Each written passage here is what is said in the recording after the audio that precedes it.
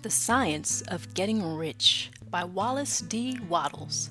Narrated by Batia Barnes. www.batiyah.com.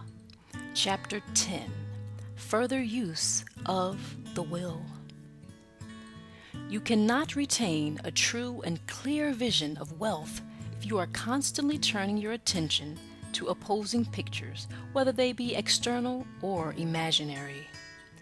Do not tell of your past troubles of a financial nature. If you have had them, do not think of them at all. Do not tell of the poverty of your parents or the hardships of your early life. To do any of these things is to mentally class yourself with the poor for the time being, and it will certainly check the movement of things in your direction. Let the dead bury their dead, said Jesus. Put poverty and all things that pertain to poverty completely behind you.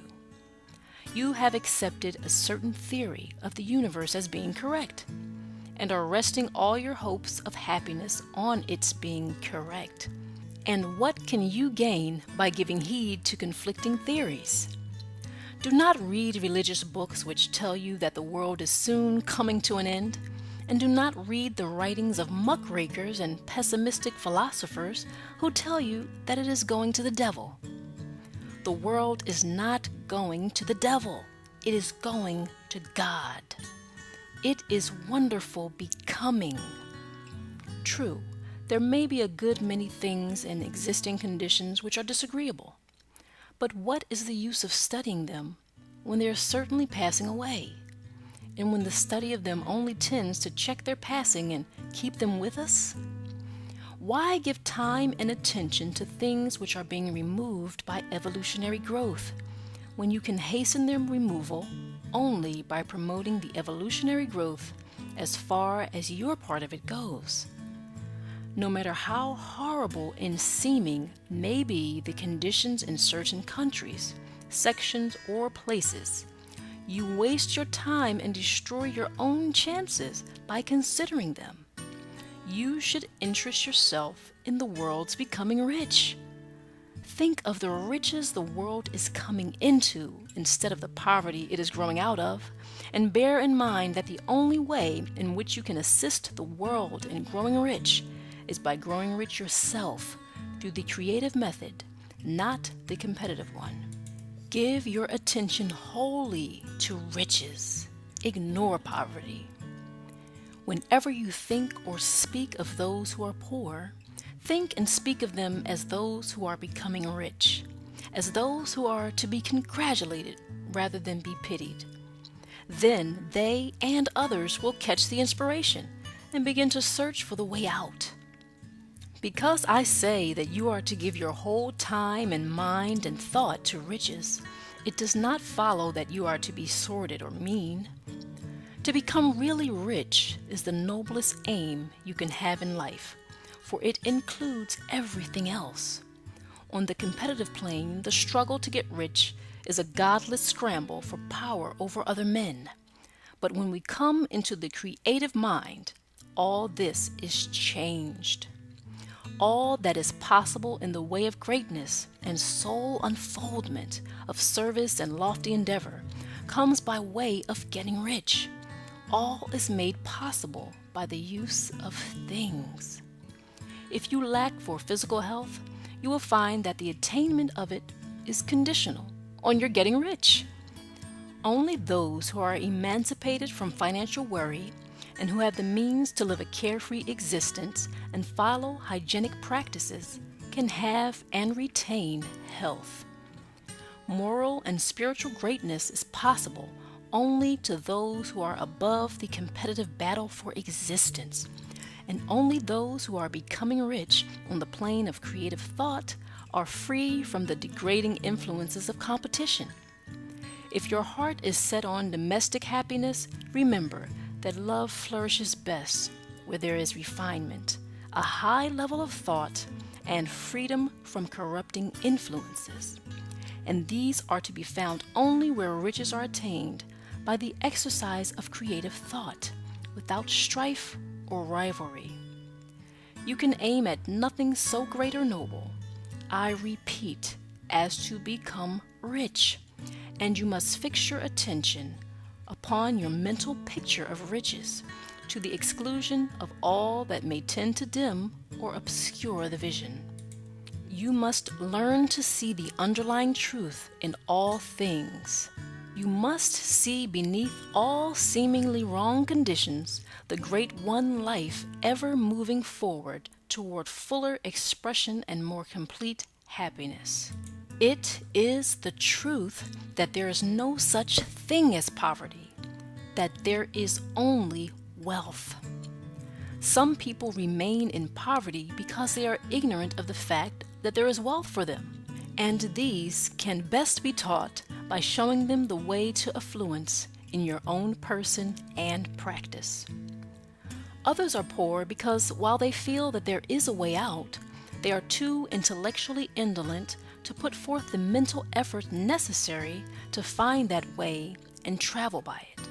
And for these, the very best thing you can do is to arouse their desire by showing them the happiness that comes from being rightly rich.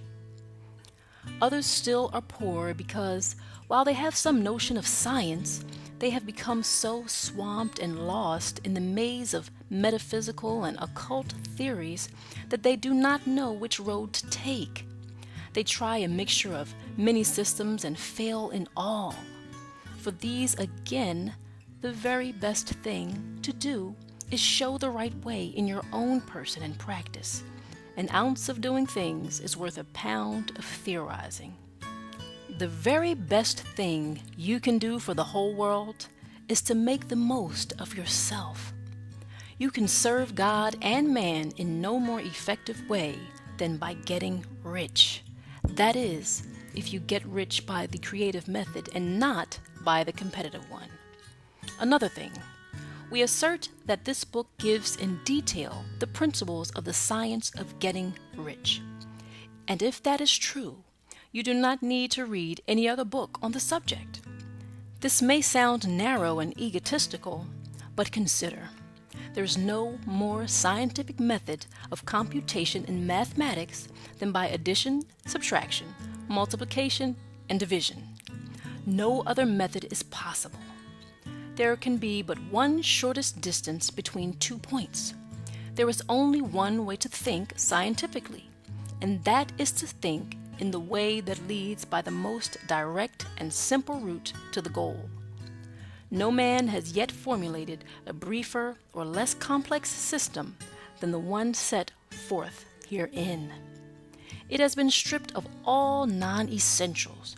When you commence on this, lay all others aside.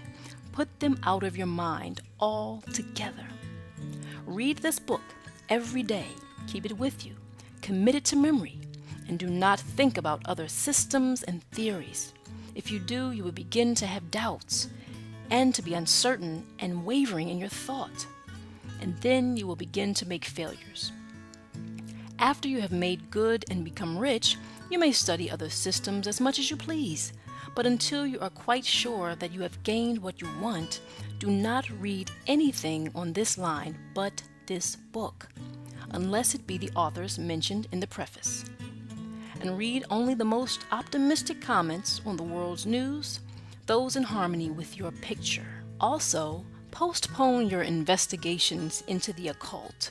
Do not dabble in theosophy, spiritualism, or kindred studies. It is very likely that the dead still live and are near, but if they are, let them alone. Mind your own business. Wherever the spirits of the dead may be, they have their own work to do and their own problems to solve, and we have no right to interfere with them. We cannot help them, and it is very doubtful whether they can help us, or whether we have any right to trespass upon their time if they can. Let the dead and the hereafter alone, and solve your own problem. Get rich. If you begin to mix with the occult, you will start mental cross currents which will surely bring your hopes to shipwreck. Now, this and the preceding chapters have brought to us the following statement of basic facts. There is a thinking stuff from which all things are made, and which, in its original state, permeates, penetrates, and fills the interspaces of the universe. A thought in this substance produces the thing that is imaged by the thought. Man can form things in his thought, and by impressing his thought upon formless substance, can cause the thing he thinks about to be created. In order to do this, man must pass from the competitive to the creative mind.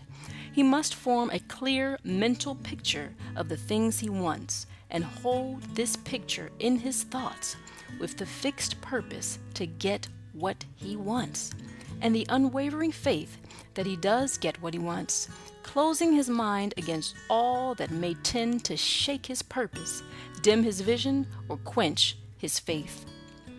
In addition to all this, we shall now see that he must live and act in a certain way.